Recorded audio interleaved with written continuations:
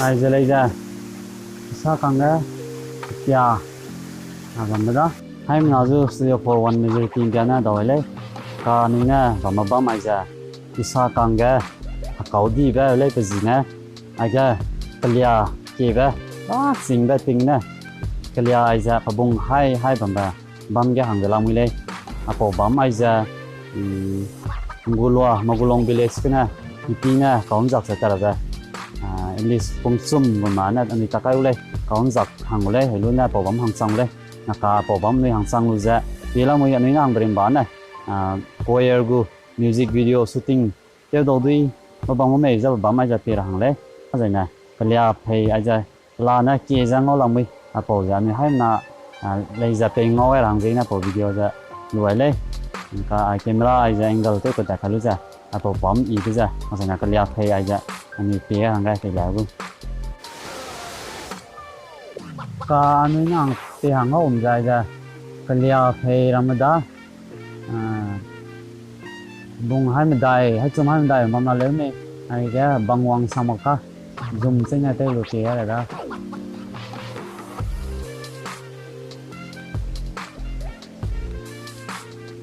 không chỉ là các mobile phone này bằng cái này scan đây cái bằng cái này stabilize mà cái này khẩu đi ra đây cái gì nhá ai cái liệp thì nó chính là thì cùng hai form nha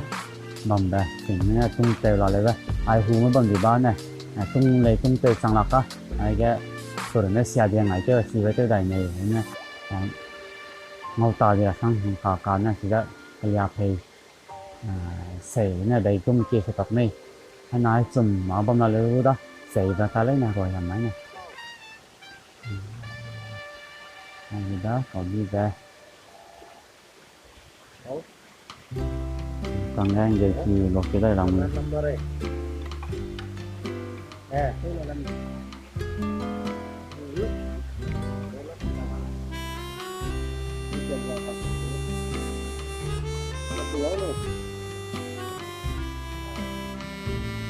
là quan đại nữa nè già này ngon đó ngon sang là cái này kèo hồ lô đó cậu không chế gì chứ nè mà ngang để lô đó này giờ thịt hành đài hay nhiều seperti đó udah để đây như thế nào tổng sang đó tổng bạc cái sang đó